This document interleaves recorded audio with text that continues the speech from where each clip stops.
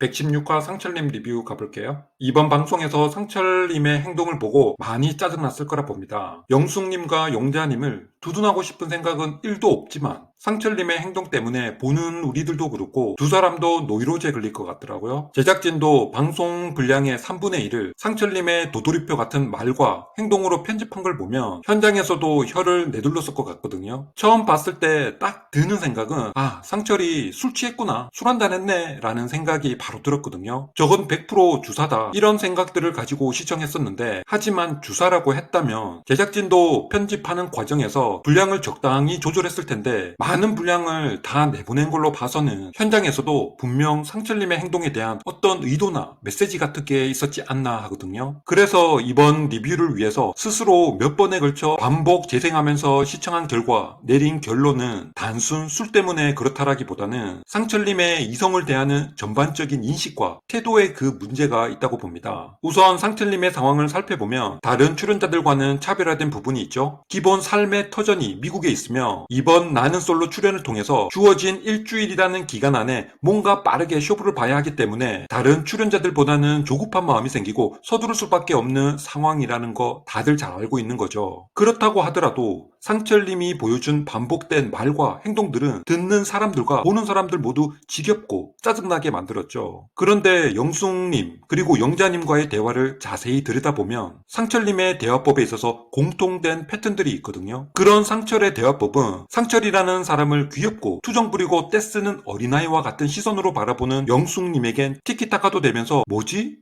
티격태격해도 서로 잘 받아주고 또 알콩달콩 사랑 싸움 하는 것처럼 보이던데? 이런 느낌을 주는 반면에 상철님을 한 남자로서 또는 먼 미국 땅에서 나와 내 아이를 지켜줄 수 있는 한 가정의 가장으로 바라보는 영자님에게는 관계에 대해서 좀 더 진지한 자세로 임할 수밖에 없겠죠. 그래서 영숙님과의 대화에서 좀 더 재밌고 티격태격하는 모습들이 많이 연출된 것 같은데요. 상철님의 대화법은 그런 거죠. 밀어붙이기 작전. 상대가 어떻게 나오든 간에 나는 내 할 말만 계속한다. 표현 방식이 강압적이진 않았지만 아나무인식에 가까웠고 지켜보는 사람들은 갑갑한 거죠. 그럼에도 웃기기도 하고 안 믿기시겠지만 이런 방식이 먹히는 여성분들도 분명히 있거든요. 상대가 옆에서 계속 칭얼대고 떼쓰고 했던 말 또 하고 또 하고 그러다 보면 결국 지쳐서 상대가 원하는 걸 들어주거나 수락하는 경우도 있다라는 거죠. 이런 방식이 먹히려고 하면 전제 조건이 서로에 대해 어느 정도 알고 있고 친밀감도 어느 정도 형성이 되어 있어야 하는 건데요. 영자님처럼 오늘 아침에 처음 데이트하고 아직 서로 대화다운 대화도 몇 번 못 해본 상태고 더욱이 내일 최종 선택을 앞두고 있는 지금 이 상황에서 상철님과 같은 이런 방식을 고수하게 된다면 그냥 막무가내로 억지 쓰는 사람으로밖에 안 보이는 거죠. 결국에는 지치고 짜증나고 화나게 되면서 이전에는 몰랐던 상철이라는 사람에 대한 부정적인 이미지만 강하게 심어주게 되는 계기가 될 수도 있는데요. 그리고 상철님의 대화법 중 또 다른 특징 하나는 본인이 수세에 몰리거나 할 말이 없어졌을 때 그 대화를 지속시키기 위해서 상대에게 불리하게 작용할 만한 사건이나 인물을 인용함으로써 대화의 우위를 선점해서 본인의 목적을 관철시키고자 하는 모습들이 보여지는데요. 가령 영숙님과의 대화에서는 지속적으로 슈퍼데이트권을 왜 나한테 안 쓰고 용호한테 썼냐, 그렇게 중요한 걸 왜 나한테 안 썼냐, 도대체 이유가 뭐냐, 이렇게 상대를 궁지에 몰아놓고서는 결국에는 내가 잘못했다라는 말을 상대로부터 이끌어내고 그 뒤 이어지는 대화에서 내가 정말로 듣고자 하는 대답을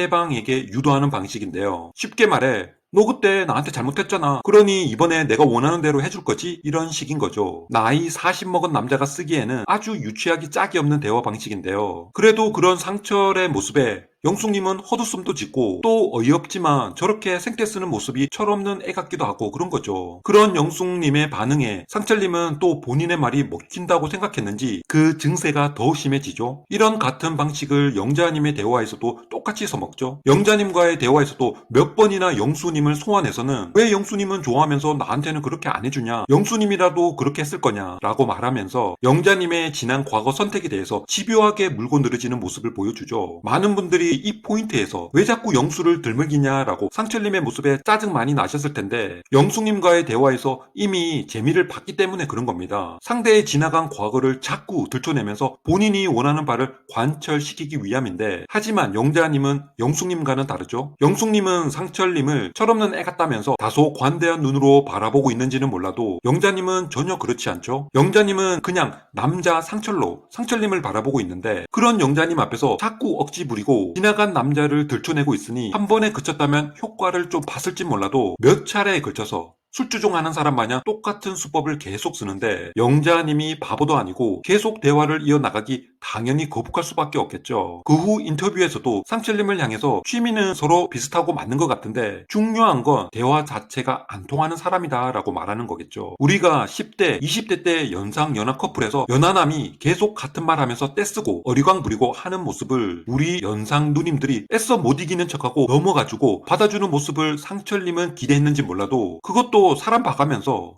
그리고 나와 친밀도가 어느 정도 형성된 사람 앞에서 해야지 만난 지 얼마 되지도 않는 사람에게 역효과만 불러오는 거죠. 그간 쌓아왔던 상철 이미지에 대한 신뢰감은 물론이고 사람이 값어치가 없어 보이고 그냥 하남자 중에 제일 하남자처럼 보인다라는 겁니다. 그리고 상철님이 영자님과 영숙님 사이에서 오락가락하는 모습을 당사자들이 같이 합석하고 있는 자리에서 계속 보여주는데, 누가 이런 남자의 모습을 보고 신뢰감이 쌓일까요? 그나마 있던 정도 다 떨어질 판에 정말 볼품없이 보이는 거죠. 내가 뻔히 옆에 있는데도 다른 여자에게 같은 수법으로 집요하게 질척대는 모습, 이해한다고 해도 그것도 한두 번이지. 그리고 파란색 트레이닝복에 옆구리에 과자 한 봉지, 좋게 봐주려고 해도 좋게 보이지가 않겠죠. 그리고 상철님이 한 행동들 중 가장 잘못된 건, 정숙님이나 다른 출연자들도 이야기했지만 두 사람, 즉 영숙님과 용자님의 마음만 확인하려고 했지 정작 본인은 한 사람에게 확실하게 노선을 정하지 않았다라는 겁니다. 본인도 모르는 마음을 상대방한테서 확인하려고만 하니 당연히 이기적이고 얌생이처럼 보이는 거죠. 많은 분들이 이런 상철님의 마음을 현숙님과 비슷하거나 같다라고 하는 것 같은데, 전 그래도 현숙님보다는 상철님이 낫다고 보거든요. 현숙님은 보면요, 영식님과 용호님 사이에서 오락가락 하는 것까지 상철님과 같지만, 그런데 용호님한테는 그랬잖아요. 용호님이 나한테 마음만 확정 지어주면 난 용호님한테 올인하겠다. 즉 용호님한테는 일단 본인의 속마음을 말해줬 지만 영식님한테는 끝까지 그런 말 안 해주죠. 왜? 영식님은 그런 말 해줄 필요가 없는 거죠. 그런 딜도 불확실한 사람의 마음을 내 쪽으로 끌어올 때나 쓰는 거지, 굳이 말 안 해도 누가 봐도 영식님은 내밖에 없는데 그런 딜을 영식님한테는 할 필요가 없는 거죠. 그래서 현숙님이 더 나쁘다라는 겁니다. 나중에 영식님이 받을 상처는 안중에도 없으니까요. 하지만 상철님 같은 경우는 둘 사이에서 재고 떠보고는 있지만 영숙님은 나름 외적인 부분에서 끌리는 매력이 있고, 영자님도 성격이나 취미 그리고 실질적으로 미국에 갈 확률이 높다라는 점에서 보면 분명 끌리는 매력이 있기 때문에 선택 장애가 온 사람처럼 딱 한 사람을 고르지 못하고 갈팡질팡하는 거죠. 그리고 영자님이나 영숙님의 마음이 지금 영식님의 마음처럼 한결같이 한 사람에게 올인하는 그 정도는 아니잖아요. 그래서 전 현숙님이 더 이기적이고 더 빌런이다 이렇게 보는 겁니다. 자, 그럼 상철님이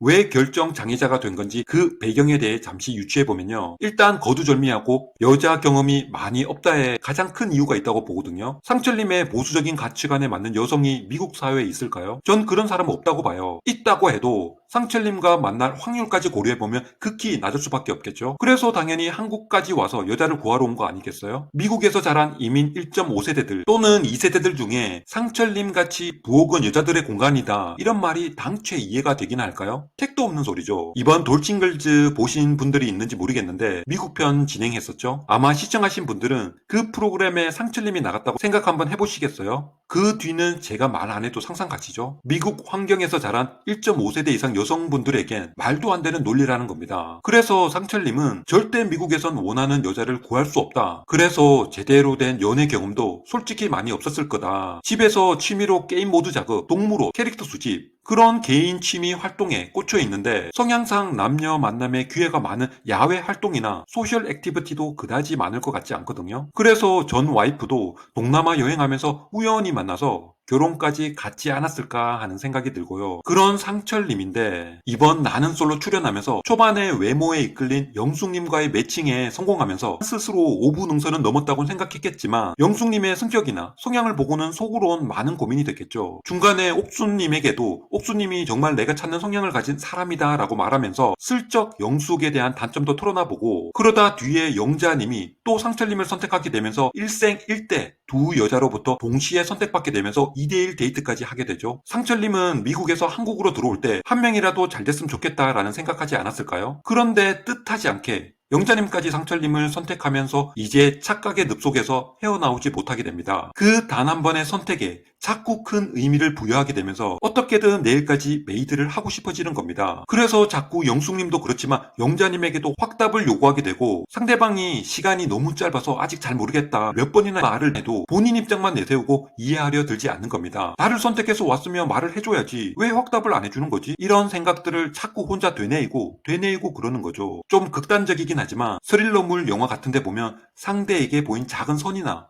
호의가 오히려 상대방에게 오해를 불러오면서 스토킹을 당하게 되거나 급기야 감금까지 당하면서 분명 나 좋아서 그런 거 아니었나? 빨리 말해봐 빨리 말해봐 그런 식으로 추궁을 당하는 장면들 흔히 연상되시죠? 상철님이 꼭 그렇다라는 건 아닌데 어쨌든 연애 경험이 적은 사람들의 마음에 잘못 던진 작은 돌멩이 하나는 나중에 큰 파도가 되어 돌아올 수 있다, 이런 근거를 쉽게 이해시켜 드리고자 했던 예시라고 생각해 주시면 될 것 같고요. 이제 마무리를 하면요, 이번 116화 상철님의 지긋지긋한 행동들에 대한 그 배경에는 그런 심리 상태가 내재되어 있지 않을까, 이런 관점에서도 한번 해석해 볼 수 있지 않을까, 이렇게 생각해 주시면 좀 더 이해가 되지 않을까 합니다. 그럼 남은 추석 연휴 잘 보내세요.